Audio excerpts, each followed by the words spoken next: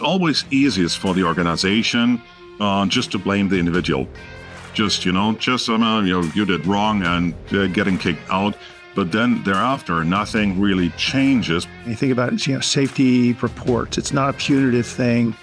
It's, let's look back and see where processes, and it's all about processes, can be improved. Before the accident happens, there are 15 to 30 significant or serious incidents and occurrences, 300 near misses, and about 15,000 observed work errors. The earlier you start, the better you are able to have a predictive or preventive safety management. Hey, welcome back to the Aerospace Executive Podcast. I've been really excited to have this guest on for a couple weeks now. Eckhard Jann is a former airline pilot with Hapag-Lloyd and TUI, safety pilot, 30 years experience in leading safety programs. He is now an author, wrote the best-selling nonfiction book in Germany called Error One. And Error One talks about everything begins with a reason. I could not agree with that anymore. Absolutely true. It talks about the complex reasons behind human error. Eckhard now has a podcast as well called Error One. He does a lot of consulting for a lot of industries regarding safety. And Eckhard, thanks for coming on today. Greg, thank you very much. Thank you for having me. I'm really excited to be part of your show, and I like your show very much, and who you are talking to, and how often this issue about safety, how safety has been approached in aviation, how important it is that you're addressing with so many different kind of people. It really motivates me very, very much. I had one question from a journalist who asked me, why are you so excited about errors? And I say, no, I'm not excited about errors. I'm excited about helping people prevent disasters by detecting those errors. And this is why I'm very passionate about Error One. So where did it all start? So go away from the end of the error chain, or the poor person, the single person who maybe had a mishap or mistake, but try to figure out where it all started. And this is the error chain. It's like a row of dominoes. The first domino, that's what you're looking for. Yeah, no, look, the easiest thing for me, and it still makes me mad because people ask me about it all the time. The American Eagle mishap in Washington, D.C., helicopter hits airplane. And you look through the error chain, and I wrote a blog, and I said, it's all going to come out. And sure enough, it did. Air traffic control has known that the helicopters and commercial aircraft have been operating in a very confined space for a long time with a lot of difficulty. Multiple airplanes had to do missed approaches due to helicopter traffic. Chief pilots all knew about it. The FAA knew about it. The DOD knew about it, but yet everybody said, hey, let's just keep doing this. And maybe hope was their strategy. I don't know. But you think about that error chain. Correct. Absolutely. And you're absolutely right. So that's what we're calling the precursors for an accident. They were all there. They were all there before it happened. And this is what James Reason called with his Swiss cheese model, those latent errors or latent failures, those holes in those slices of cheese. These are the latent failures and latent errors that we're supposed to look for in safety management. And the further you go to the beginning of the error chain, the better you are to prevent it. And that's what we're supposed to do, doing preventative safety management. And this is why I'm passionate. I'm trying to convince everybody, look for the Error One.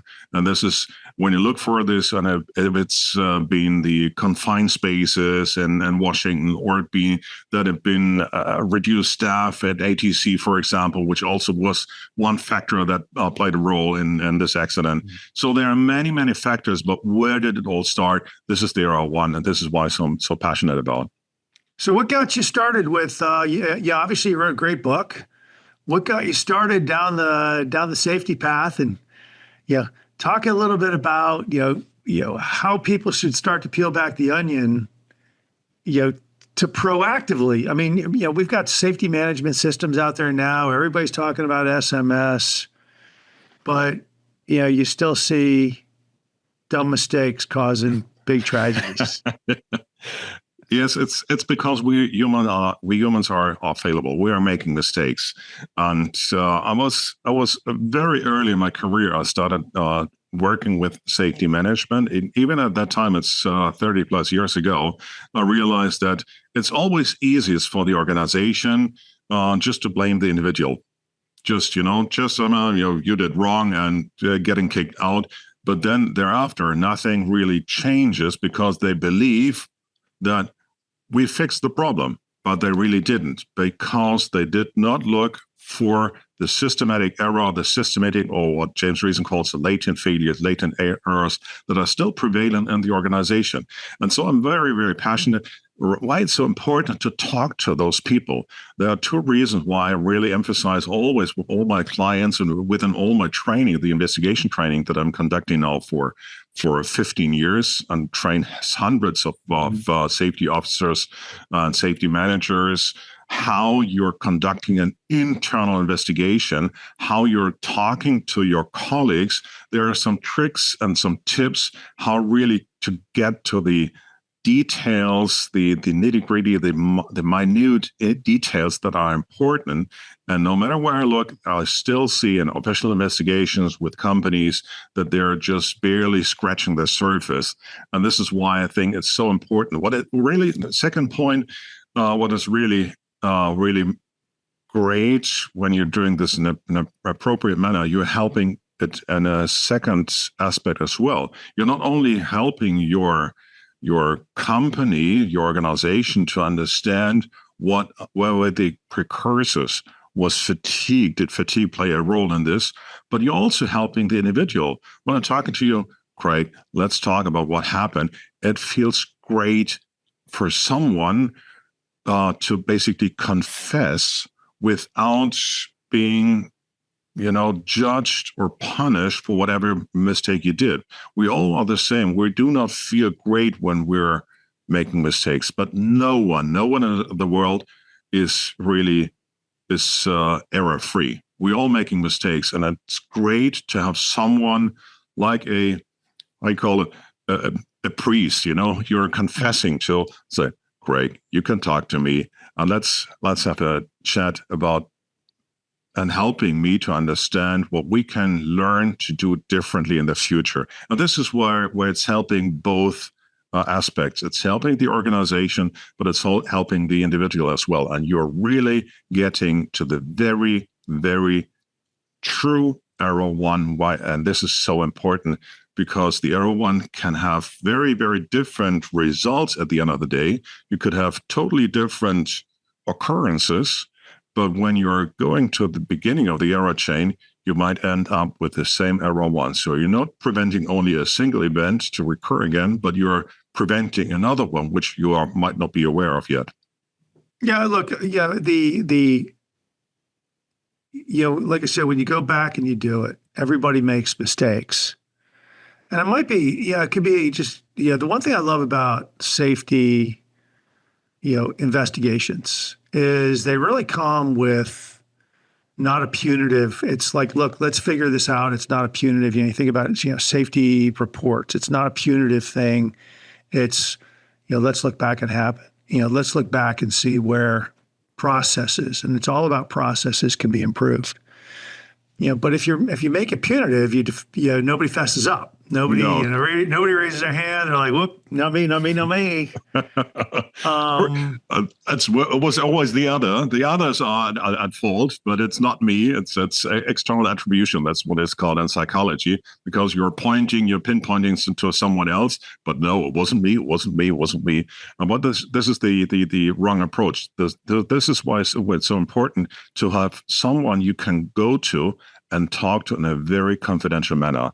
A confidential reporting system or confidential talk helps to really get down to the details, to really, truly, fully understand the precursors and the circumstances that led up to this error chain and the occurrence. Now, you think about it, like you bring it to industries from an aviation standpoint, and look, you can't argue, 10 years, we went a decade in the United States without a commercial fatality up until DC. Europe, incredibly safe. I mean, you could talk about the aircraft that slammed into the mountain, pilot, but that's really a different category. European Airlines, incredibly safe. You look at it from an airline. Do other industries have that sophistication? Are they willing to look at it in the sophisticated point of view that the aviation industry has taken? There are some industries who are very interested and very, very keen and very open to our approach. But many of them are looking at aviation. How are we doing things? How is your confidential reporting system working? Why is working so well? And what do we need to learn from this? This is where hospitals are learning from, and medicine and doctors, surgeons, what the team needs to do differently in order to prevent a significant surgical error, which leads to a patient dying, for example. There's been research going on for decades now. Amy Edmondson, a Harvard professor, she wrote a book about psychological safety in organization. And this is where she's relying very heavily on what we're doing for decades now in aviation. And it works well, but also see how it's slightly changing from a political standpoint, even though I don't want to talk about politics, but it's where we're from aviation and pilots, we're being criminalized more and more and more for simple errors. And nobody is really looking, where did it all start? Because there were circumstances that led up to this error chain and finally to this accident or occurrence. Yeah, well, everything's on YouTube now. So when a pilot makes an error, it's on some YouTube channel, and the guy sits there and holds his head. I remember texting, and there was an airliner that made a taxiing mistake. And it was all over front. It was a DCA. Once again. I know. It was a front page news. Now, the VP of Ops of the airline is a friend of mine, so I just texted him. I said, "Go easy on the guy. It's go easy on the guy. It's a complicated airport." He's just shoving an emoji back like, "Yeah, I know, we got it." You just see him shaking his head on the other side of the thing. I believe what would happen if would be talking to this pilot very confidentially and asking him, "Now, tell me, explain what happened. What were the precursors? Was there time pressure?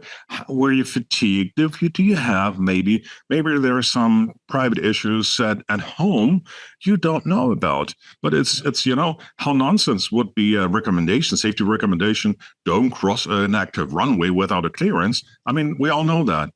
That's nonsense. So you really need to figure out what were the precursors, where did it all start? And then you really get to the true understanding of where are the latent failures and the latent errors. I want to look, for example, at the Air Canada 759 occurrence in July 2017. This is a great example, and I really admire the NTSB for their investigation into this.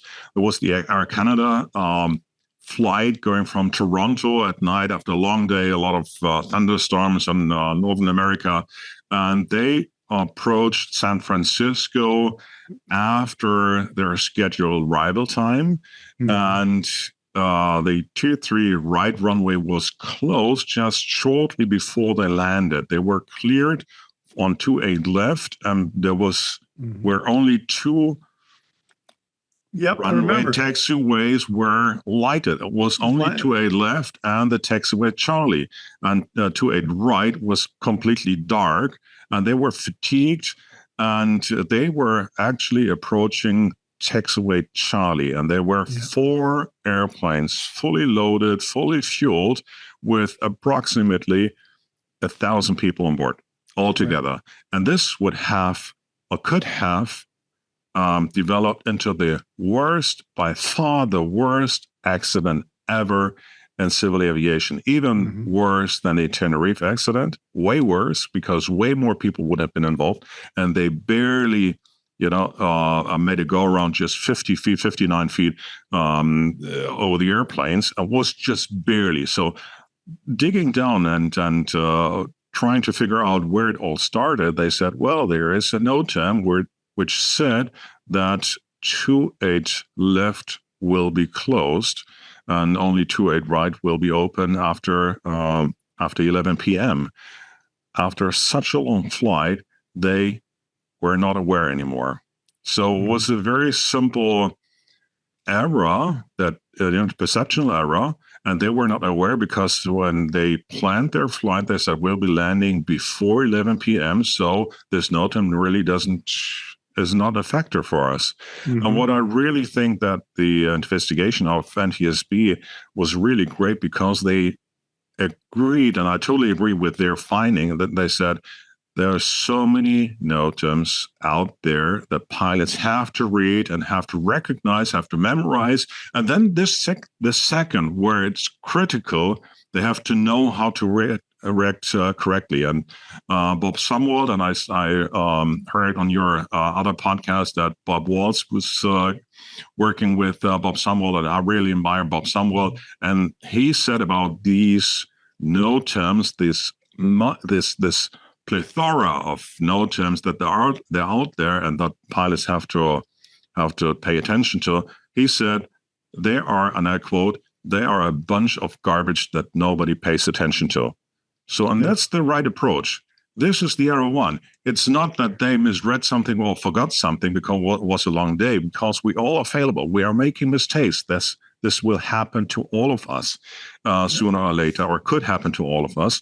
So their approach is now, their mitigation is, we need to change the way how NOTAMs are prepared and presented to pilots. And this is the greatest example, a really cool example for figuring out what is the error one and what do we need to do for the future to prevent other occurrences.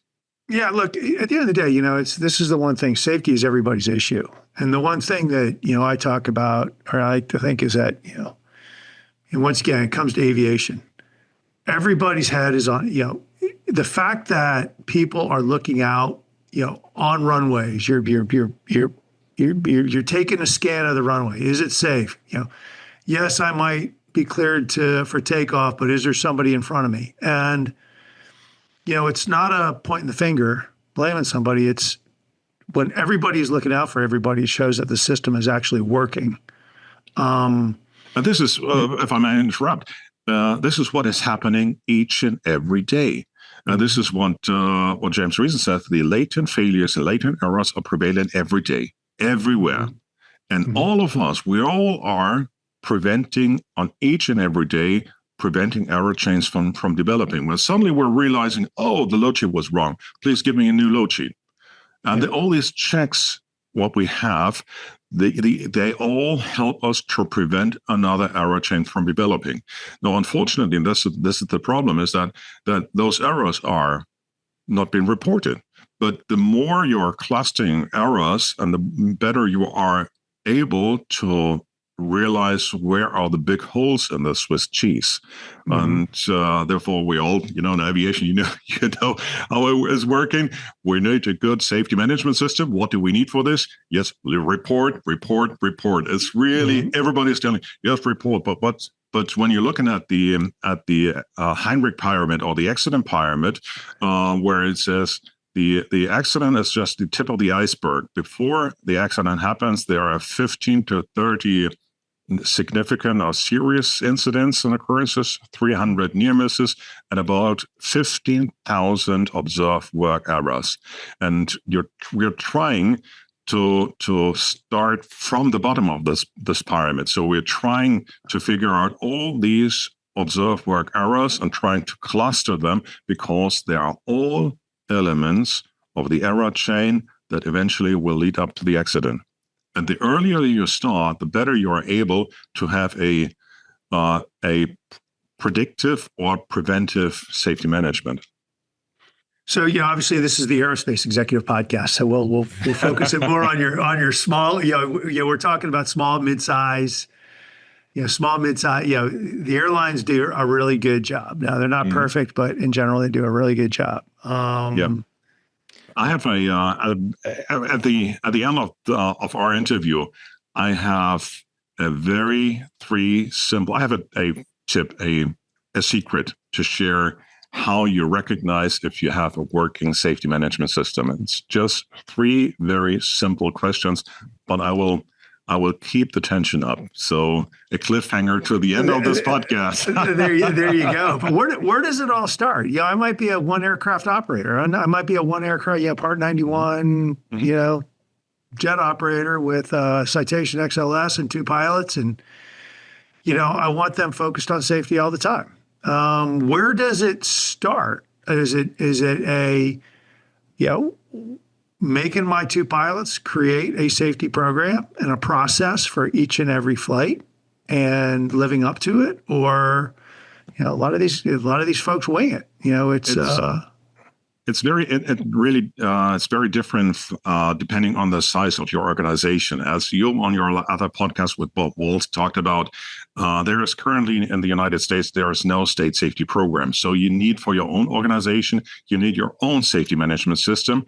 And what ICAO said about when they introduced safety management system 20 plus years ago, they said it's a business management approach to safety. So you need to define what is your target, and you need to measure if you have and achieving your target, and you're measuring your safety performance indicators. And this is where it all starts. So whenever I'm talking with my clients and do the training, the investigation training for internal investigations, and this is where it's really unique compared to many other training programs that are available in the world, that I'm training them how you are conducting your internal investigation for your own small occurrences, which you're required to do and to investigate in your own organization. So my first question is, what is your target? And everybody's looking, what? What do you mean with target? You're required, according to ICAO, to have your own safety target, because it's not only anymore compliance-based, but now it's performance-based. You need to have a safety performance, you have to measure it, but you need to have a target. It's normally it's your safety manager who agrees with the accountable manager. What is our target for next year? So I'm saying, okay, now what is your acceptable level of safety, for example? This is where I'm trying to explain when you're looking at your risk matrix, for example, whenever you're at the green area of this is a typical risk matrix, no matter whether it's 4x4, 5x5, or whatever it is, you always have an area where it's green. And whenever it's green, your company states that any occurrence that happens within this green area is acceptable. So this is exactly the area where you're saying this is the acceptable level of safety, because anything within this green area is acceptable. And this is it really depends, and this answers hopefully your question, that it depends on your organization and the size of your organization. And you can measure it, and you can and that's very different when you're Southwest, whether your safety standards need to be necessarily be higher than if you're a single airplane operator. Mm-hmm. Well, look, the single airplane operators to me can be often. I remember a 91 operator out in California.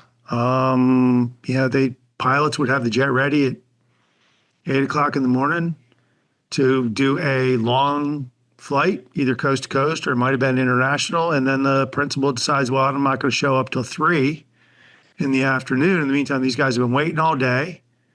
And now at 3:00 in the afternoon, they're expected to pick up a 5-6 hour flight or more. And, the consultant that, the CEO of the company was getting all angry, and they finally said, hey, look, you got to come up with some sort of, you're dangerous. You're dangerous. True. You're not just for yourself and your pilots, but for the rest of the community. You're dangerous. Now, this is again where I agree with James Reason, the psychology professor of UK. He says the organization defines the safety barriers. Mm-hmm. So it all starts from the top. So if you're having a CEO or accountable who says, I don't care about rules, and I don't care about whether you are fatigued. I want you to fly because I need to earn money, and then this is where it all starts. But therefore, it's so crucial, so important that it's not only about finances, about being profitable. This is why it was really a very smart idea from IKEA to saying we need some counterpart for finance and controlling, and this is safety management, because safety management really states this is not acceptable anymore. We can't accept this risk anymore, and this is why IKEA says we need a business management approach to safety where it's at an equal level with finance and controlling on the other side, because otherwise it's always easier,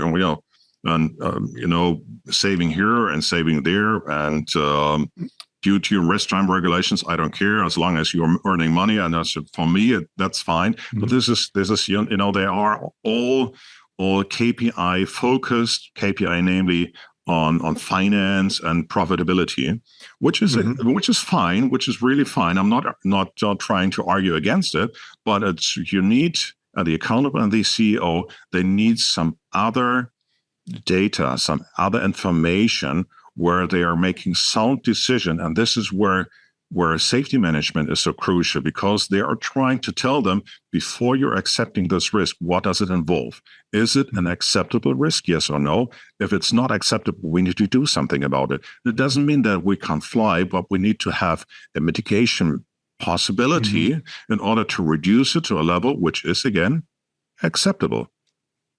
No doubt. Acceptable. Look, there's nothing risk-free. And the acceptable risk. But then again, like I love the aerospace, I love the manufacturing companies, days without a safety incident. It's a measured thing. It's equally up there to the GM, of importance to the GM is profit and loss. How many days did you go without a safety incident? But we all know, then again, all know that under the surface, there are still work errors each and every day happening. And when we cluster them, and this is what I'm telling the attendees of the investigation training, when we cluster these errors, these small work errors, and trying to figure out how often do they occur, then you have the recurrence, the frequency of those errors, and the significance of the potential result of this error.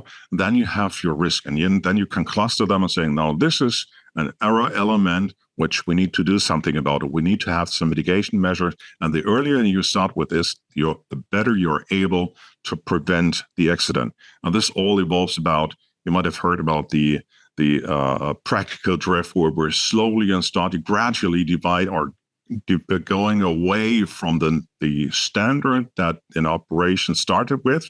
We're saying we all started with, we want to fulfill all rules and regulations and all the procedures that we have in all our manuals. But then gradually you're realizing, well, we have some delay and we don't have enough time anymore for maintenance. And maybe some maintenance directors approaching their technicians saying, well, you can do this a little bit faster, can't you? Well, I know you need 5 hours, but you can do it in 3, can't you? And suddenly, gradually, maybe it works. Maybe next time it's working, but then we're gradually going away from the normal standard that we initially wanted to have. And this is what is called practical drift. And then, not the first day, not the second day, maybe a few months down the road, then something happens because nobody adheres anymore to the standards that we put down in our manuals. Complacency kills. Yes. Absolutely. Complacency kills. Oh, I don't have to do that. We've got such a safe organization that we'll do it this once. The winds are really rough there's a really strong crosswind, but hey, we can handle it. I haven't flown in anything like this for a long time, but we're within limits. We're okay. Yeah, it's the complacency stuff that really, look, I'll tell you what kills me is that I won't say who it is, but I had an operator call me up and they needed a executive search done for a safety office, for a vice president of safety. I'm like, why? They said, we've had 3 major incidents in 7 months, but none of them are related. And I'm like, no, they're all related. Everything, it's all related. But Craig, you're explaining Era 1. but the whole thing, yeah, it's like no, they're all related. They're like, no, they're all separate. Like, no, guys, it's you need a VP of safety. And they got it, and they're doing, they've been out of the news for the last couple of years, but complacency, that's the whole thing, is complacency. Mm-hmm. Complacency kills.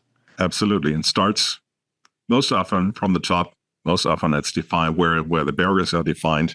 This is where you certainly also want to look for the Era 1. I absolutely agree.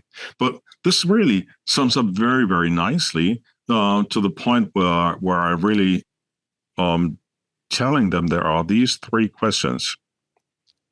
There are 3 questions where you realize, does this organization have a really functioning and working safety management system? Very simple questions.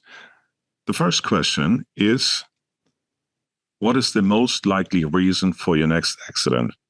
Because if you have a working safety management system, then you are looking actively, you're making hazard identification. You're looking for those hazards. So what is the most likely reason for your next accident? The second question would be very simple. How do you know? What is the reasoning behind it that you know that why do you know that this will be the most likely reason for your next accident? And the third question is very simple as well. What do you do about this in order to prevent it? And now you're talking about the mitigation measures. But the trick is, and this is important, it's not only those 3 questions. It is you're talking and you're asking different people at the same time. They shouldn't talk to each other when you're asking those questions. You start off with the accountable manager, and then you're talking to all your nominated persons. Because if you truly have a working, functioning safety management system, as the ICAO wants you to have it on a business management approach, a business level comparable to most of the other functions, then they should be talking exactly about this. Mm-hmm. What is the most likely reason? How do we know? What do you do about this? This is where you're actively talking about our SPIs and our targets. Because when you know about KPIs, profitability, they all know. But if safety management system should be a management system approach, then it should be exactly at the same level. And they should know. The trick is ask them separately, individually, without them collaborating and, chit-chatting and, you know how to answer. Well, the ultimate thing is that, look, and for, safety, what's the adage, if you think safety is expensive, try having a mishap, right? And correct. Then understand when the lawyer, what it's like after the lawyers get involved and the penalties are paid out. So the ultimately comes down to, if you're a CEO in an environment, in a dynamic environment where you've got people on forklifts or ladders or working around machinery, et cetera, there's a bona fide financial interest for you to be asking these 3 questions every day. True. Very much. They should know, and all of them should work on the same major issues. Then you have working and functioning safety management system. But it all comes down to, but it's not just people aspect. It's like banking, compliance. True. So, what you're teaching as far as safety kind of is like, hey, look, hey, JP Morgan, to prevent the next, $800 million trading error, what are the processes you have in place? Mm-hmm. These 3 questions are very universal, I think. Well, I haven't seen it this way, but you're right, absolutely. I think it's where's your most likely, what's your most likely, big mistake that's going to happen? How do you know? Mm-hmm. And what controls are you putting on people to prevent it? In hospitals, the same. And it's important that they all are on the same page. If they're all on the same page and they know what is the most crucial issues at hand, what they need to attack and mitigate, then they're working together, they're collaborating, they are attacking the appropriate, and they are setting that's the word that I was looking for. They are setting the right priorities. This sounds to me like the three, risk. When you talk about risk mitigation, what are the three alligators that are going to come up and bite me? Yeah. When I'm out on my boat, right? It's Sure. all of a sudden now it's a very clear risk mitigation. What enticed you? So you've got your book Error One. What compelled you to be to take the leap and start to write that? I always thought about working on this book, and basically, I've been doing this now for my entire career. I've been working with safety management and the safety management area. I've been responsible for decades as a safety manager, as a crisis and emergency response manager, business continuity manager, et cetera, et cetera, et cetera. And I was always very passionate about. And I started working and collaborating with organizations, companies outside the aviation, and I realized very, very, very quickly that they don't know what I'm trying to tell them. They don't understand the approach. They said, when I'm talking to a hospital, I said, okay, you have a medication mix-up. So what did you do about it? What is the most frequent answer that I get? Oh yes, we talked to the nurse. You should look better the next time. They said, that's not the right approach. This is basically, it's nonsense, because it's not a systematic approach. When you're talking to an individual nurse, believing that all problems related to medication mix-up is not being fixed in this hospital, that's not the right approach. So this is what I always was considering writing this book. And once we had the pandemic, I was sitting at home. I said, well, the first few weeks was nice, was like a long vacation. But thereafter, I said, okay, now I need a schedule. I need my own plan. I started working on this book, and came up with the name Error One. Everything begins for a reason, because it's the beginning of the error chain, which is important. And basically the pandemic helped me finding the time to pursue this passion, writing this book. And after a year later, after it was released, and I was really surprised, it was awarded the best nonfiction book in Germany by Get Abstract in Frankfurt at the book fair in Frankfurt in 2022. And I'm very proud now that it's now available in the US as well at Amazon. You can download it as an ebook or as a printed version as well. Yeah, no, look, it's an unbelievable topic. And once again, it's breaking down safety and making people understand that safety is it's not an option. It's expensive. It starts with a process. You're never going to fix the human error.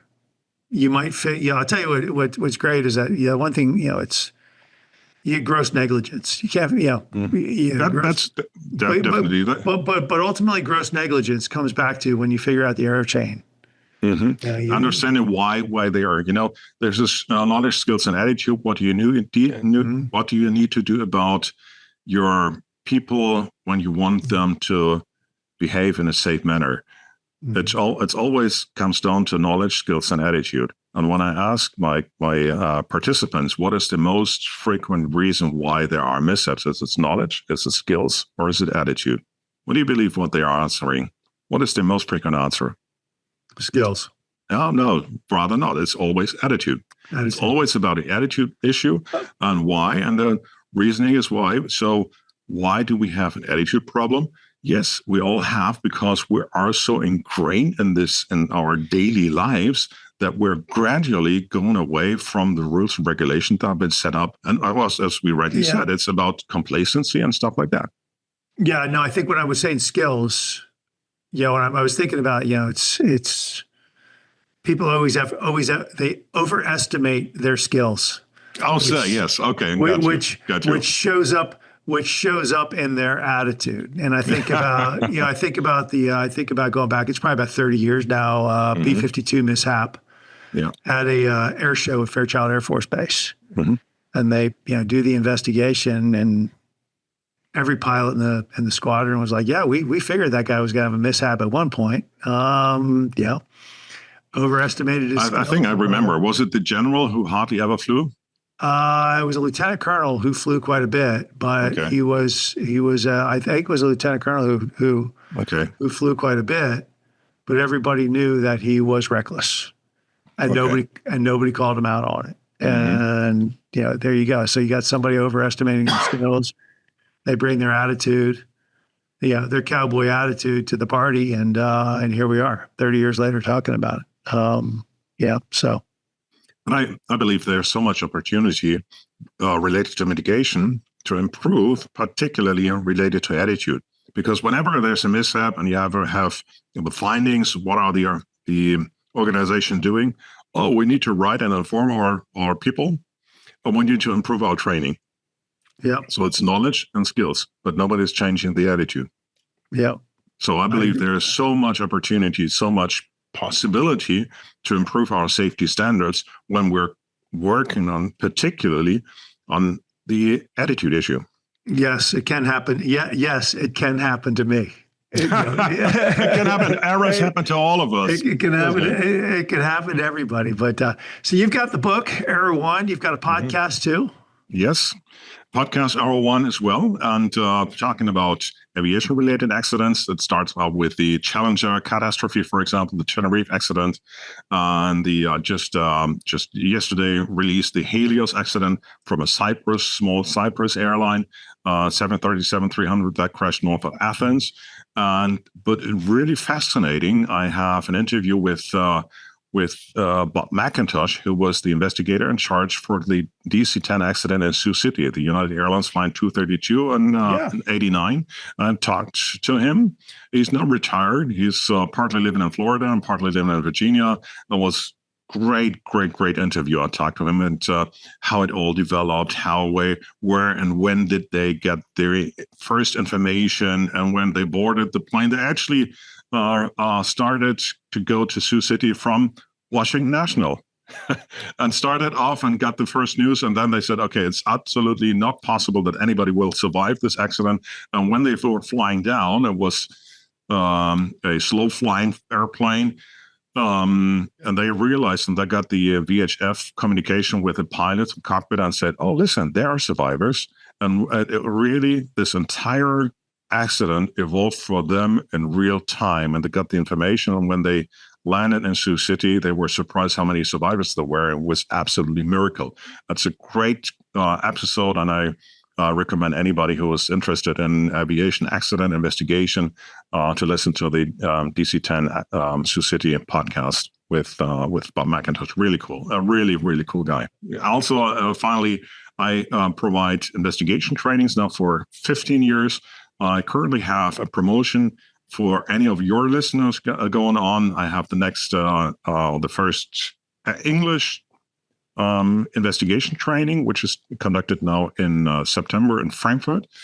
4 days training, including the bloodborne pathogen training that is required by the NTSB and FAA.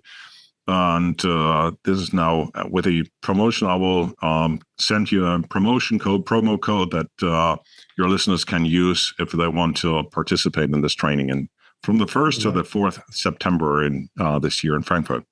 We've got a relationship now. I'm going to look forward to having a couple more podcasts with you and talking about all the great work we're doing and all the great work you're doing. I could talk about this subject for hours. This is why I'm so passionate. I really repeat myself. What I'm trying to do, I'm trying to instill the fire that burns in myself to lighting up the. I'm not sure how you call it in English.